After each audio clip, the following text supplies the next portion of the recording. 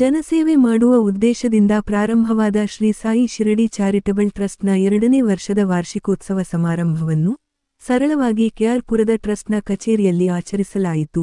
ಶಿರಡಿ ಸಾಯಿ ಬಾಬಾ ಅವರ ಭಾವಚಿತ್ರಕ್ಕೆ ಪೂಜೆ ಸಲ್ಲಿಸಿ ಪುಷ್ಪನಮನ ಸಲ್ಲಿಸಿ ಅನ್ನದಾನ ಕಾರ್ಯಕ್ರಮವನ್ನು ಹಮ್ಮಿಕೊಳ್ಳಲಾಗಿತ್ತು. ಈ ಸಂದರ್ಭದಲ್ಲಿ ಅಧ್ಯಕ್ಷರಾದ ಎನ್ ಪ್ರಸಾದ್ ರೆಡ್ಡಿ, ಲಲಿತಮ್ಮ, ಅಮರಾವತಿ, ಭರತ್ ಕುಮಾರ್, ನೌಷದ್ ಅಲಿಖಾನ್, ಶೇಖರ್ ರೆಡ್ಡಿ, ಯಶವಂತ್ ರೆಡ್ಡಿ, ಸಾಯಿ ರವಿಕುಮಾರ್, ಡಾಕ್ಟರ್ ನಾರಾಯಣ, ಬಸವ, ಸೋಮಶೇಖರ್ ಮುಂತಾದವರಿದ್ದರು.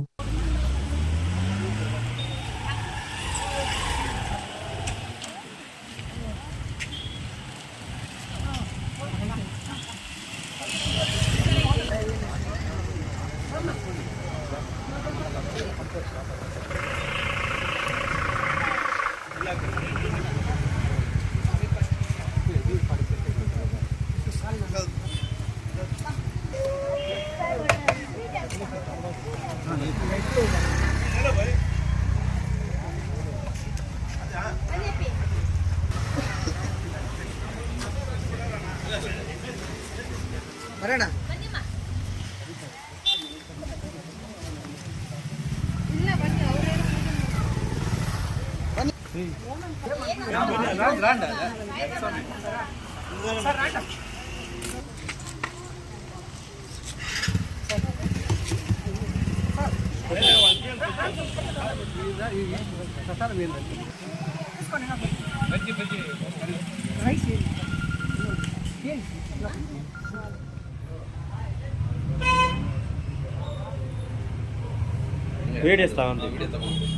ಹೇಳ್ಕೊಟ್ಟು ಹೋಗಿದ್ವಿ ಬೆಳಗ್ಗೆ ಹಿಂಗ್ ಮಾತಾಡ್ಬೇಕು, ಹಿಂಗ್ ಮಾಡ್ಬೇಕು ಅಂತ.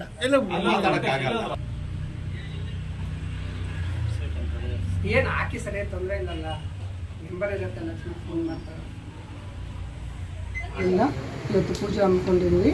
ಎಲ್ಲ ಬಂದಿದ್ದಕ್ಕೂ ಕಾಗದ ಎಲ್ಲ ಗಣ್ಯರಿಗೂ ಟ್ರಸ್ಟಿನ ಪದಾಧಿಕಾರಿಗೂ ನಮ್ಮ ನಮಸ್ಕಾರಗಳು. ಈ ಟ್ರಸ್ಟಿನ ಉದ್ದೇಶ ಎಲ್ಲ ಬಡ ಮಕ್ಕಳಿಗೂ ವಿದ್ಯಾಭ್ಯಾಸ ಕೊಡುವಂಗೆ ಒಂದು ಆಶೆ ಇದೆ. ಭಗವಂತನ ಆಶೀರ್ವಾದ ಎಲ್ಲ ನಿಮ್ಮ ಸಹಕಾರ ಎಲ್ಲ ಬೇಕಂತ ತಿಳಿಸ್ತೀನಿ.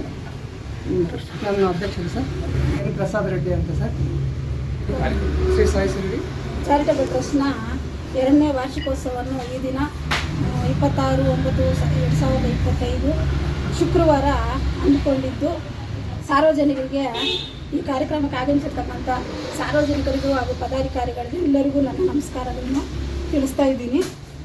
ಈ ಕಾರ್ಯಕ್ರಮದಲ್ಲಿ ಪೂಜೆ ಮಾಡಿ ನಂತರ ಅನಾಥಾಶ್ರಮಕ್ಕೆ ಊಟವನ್ನು ವಿತರಣೆ ಮಾಡುವಂತಹ ಕಾರ್ಯಕ್ರಮವನ್ನು ಕೂಡ ಹಮ್ಮಿಕೊಂಡಿದ್ದೀವಿ ಮತ್ತು ಸಾರ್ವಜನಿಕರಿಗೂ ಸಹ ಊಟದ ವಿತರಣೆ ಮಾಡ್ತೀವಿ.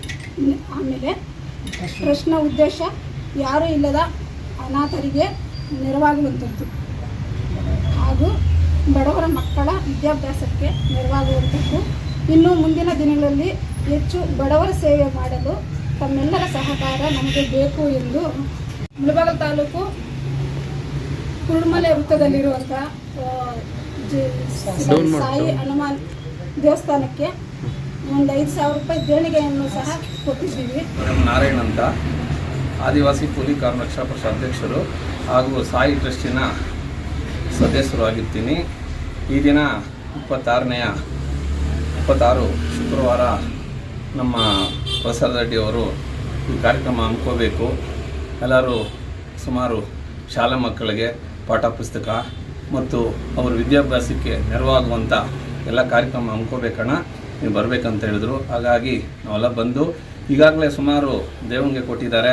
ಸುಮಾರು ಶಾಲೆಗಳಿಗೆ ಅನ್ನದಾನ ಮತ್ತು ಅದಕ್ಕೆ ಬೇಕಾಗಿರುವಂಥ ವಸ್ತುಗಳನ್ನು ಪೂರೈಸಿರ್ತಾರೆ.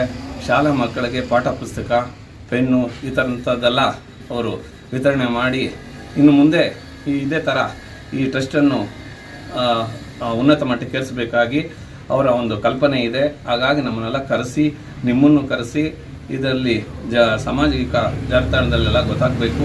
ಅದೇ ರೀತಿ ನಮ್ಮ ಎಲ್ಲರಿಗೂ ಏನು ಈ ಟ್ರಸ್ಟಿನ ಕಾರ್ಯಕ್ರಮಗಳು ಏನು ಹಮ್ಮಿಕೊಳ್ತಾ ಇದ್ದೀವೋ ಅದನ್ನೆಲ್ಲ ಗೊತ್ತಾಗಬೇಕಂತೇಳಿ ಈ ಕಾರ್ಯಕ್ರಮ ಹಮ್ಮಿಕೊಂಡು 2ನೇ ವರ್ಷದ ವಾರ್ಷಿಕೋತ್ಸವ ಒಂದು ಸಂದರ್ಭದಲ್ಲಿ ನಿಮ್ಮನ್ನೆಲ್ಲ ಕರೆಸಬೇಕಂತೇಳಿ ಈ ಕಾರ್ಯಕ್ರಮ ಹಮ್ಮಿಕೊಂಡು ಸುಮಾರು ಕೆಲಸಗಳು ಈಗಾಗಲೇ ಮಾಡಿದ್ದಾರೆ ಪ್ರಸಾದ್ ರೆಡ್ಡಿಯವರು.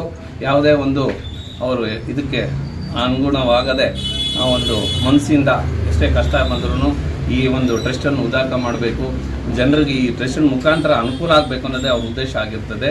ಹಾಗಾಗಿ ಈ ಕಾರ್ಯಕ್ರಮ ಹಮ್ಮಿಕೊಂಡು ನಮಗೆಲ್ಲರಿಗೂ ಖುಷಿಯಾಗಿದೆ ಅಂತ ಹೇಳಿ ಚಾರಿಟೇಬಲ್ ಶಾಲೆ ಮಕ್ಕಳಿಗೆ ಹೇಳಿದ್ನಲ್ಲ ಮಕ್ಕಳಿಗೆ ಈಗಾಗಲೇ ಸುಮಾರು ಕಾರ್ಯಕ್ರಮ ಹಮ್ಮಿಕೊಂಡು ಪಾಠ ಪುಸ್ತಕ ಮತ್ತು ಬಟ್ಟೆಗಳು ಎಲ್ಲ ಕೊಟ್ಟಿದ್ದಾರೆ ಅಂತೇಳಿ ನಮಗೆ ತುಂಬ ಖುಷಿ ಆಗ್ತಾ ಇದೆ.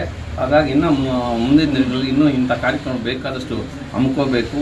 ನಮ್ಮ ಇವರಿಗೆ ಟ್ರಸ್ಟಿನ ಅಧ್ಯಕ್ಷರಾದಂಥ ಪ್ರಸಾದ್ ರೆಡ್ಡಿ ಅವರು ನಾವೆಲ್ಲ ಬೆಂಬಲವಾಗಿರ್ತೀವಿ ಅಂತೇಳಿ ಈ ಮಾತುಗಳು ಮುಗಿಸ್ತಾ ಇದ್ವಿ. ಜೈ ಭೀಮ್, ಜೈ ಸಾಯಿಬಾಬಾ ಟ್ರಸ್ಟ್. ಓಂ ಸಾಯಿರಾಮ್, ಜೈ ಶ್ರೀರಾಮ್.